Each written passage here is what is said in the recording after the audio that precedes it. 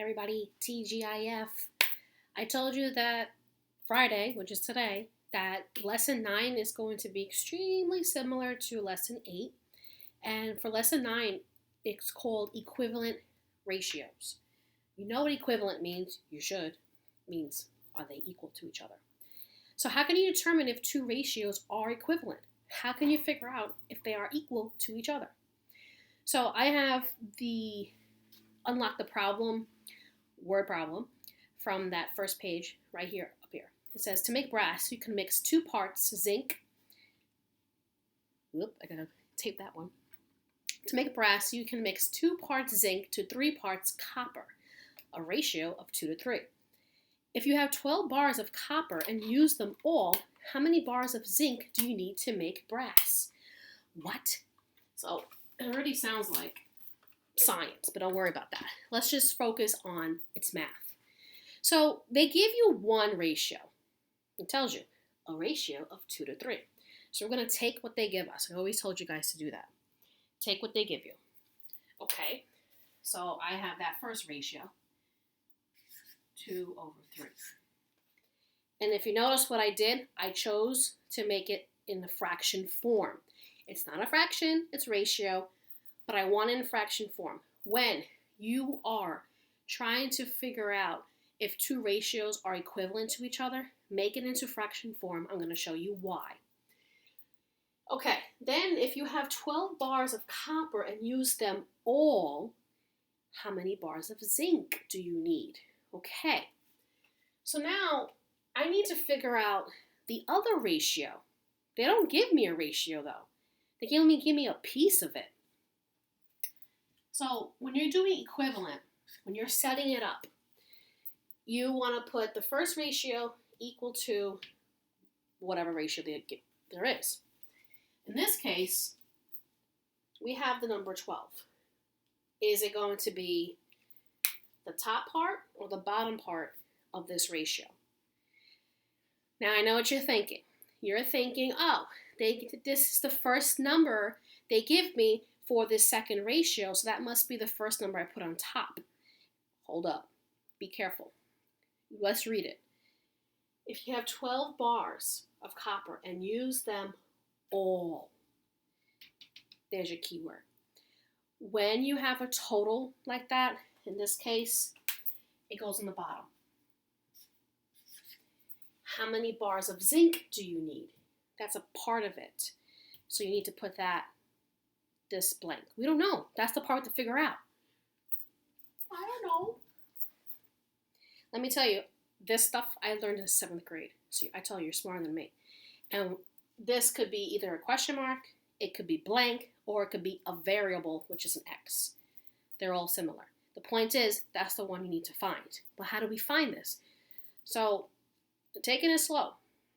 Because you're probably getting confused already of like, wait, I have to figure out if something's equivalent, but before I find out if it's equivalent, I have to make a ratio, and I have to find a ratio. Exactly. So they give you the first ratio. Now, the second ratio we need to figure out, but when you figure it out, at the same time, you're going to see if these two ratios are equivalent to each other. How do we do that? It's easy. You ever hear of cross multiply? So cross multiply works only if you set it up in this way. Look at this. I think they've also called it the butterfly method. 2 times 12, 24. Right? Now think to yourself, 3 times what is 24? Because if these guys are going to be equal to each other, this side has to be 24 also, right? So if you cross multiply these two, what number does this have to be in order to equal 24? 8. So that means, how many bars of zinc do you need? 8. What's the ratio? 8 to 12. Then you could rewrite this as is equal to 8 to 12. Or actually, let's make it equal. Right? Now, when I saw this, I kind of felt bad that they started you off with a difficult one because the rest are easier. But I'm happy we got started with the harder one first, where you kind of had to find the missing part in order to determine if they're equivalent. Are they equivalent? Yeah, because they're both equal. When you cross multiply, they both equal to 24. That's one way you can determine if ratios are equivalent. So let's look at another way. I want to do this. They might give you these. They might give you something like this. 3/5. 12 over 20. All right. These two ratios, let's see if they're equivalent. Yeah, you can cross multiply, but there's another way. You can simplify the fractions. If I simplify 12 over 20, let's say I use 4 divided by 4. 12 divided by 4 is 3. 20 divided by 4 is 5. Oh, look at that. Isn't this the same thing as that guy? Ka-ching! That's another way to determine if they're equivalent. Are these two ratios equivalent to each other? Yes, they are. Because take what you remember when you were simplifying fractions and put it with this. Since I simplified this guy and I got the same one as here, they're equivalent. So 3/5 is equivalent to 12 over 20. Doo-doo-doo. Works. So therefore, there are two ways to determine equivalent ratios. You can cross multiply or you can simplify, depending upon which ones you have. Let's just go back to the first one we did. Let's try to simplify this guy to see if we get 2/3. Probably can. Do 4. 8 divided by 4. What you do on top, you do on the bottom. 8 divided by 4 is 2. 12 divided by 4 is 3. Is it the same? Yes! What if I cross multiply this guy? Are they both going to equal 60? 20 times 3, 60. 5 times 12, 60. Equivalent. That's how you do it.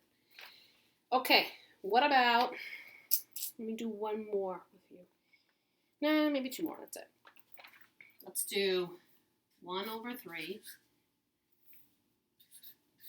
and 2/6.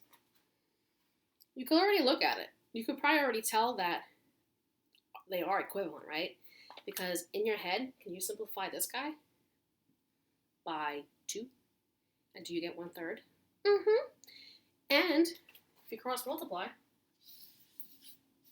you kind of get the butterfly method going on here. 6 times 1 is 6. 3 times 2 is 6. Are they equivalent? Yes. Ka-ching! So you have a butterfly happening here. It's the butterfly cross multiply. Nice. All right, one more. I want to do one with the missing piece. I think you can get it though, but you never know. Let's say they have 5 to 2 equal to blank to 4. 5 over 2 is equivalent to, I'm going to put x over 4. I want to challenge you a little bit. Don't be scared by that letter. It's okay. It's a variable. You'll probably see it in 6th grade, if not definitely 7th. But that's the missing piece you need to find. How can I do that? Well, just cross multiply. 5 times 4, make your butterfly is 20. And think to yourself, 2 times what gives me 20? What is this x going to equal? X equals 10, right? So therefore, 5 over 2 is equivalent to 10 over 4. Agree? And that's it. So I told you lesson 8 is helping you out with this lesson. You got to know how to make a ratio, and now we have to know how to see if they're equivalent or not, and to determine that. So what's expected of you? Same thing as always. Practice on your classwork page of Share and Show, and you're going to complete the lesson 9 homework page and submit it to me. There is also an attached video if you need some extra help.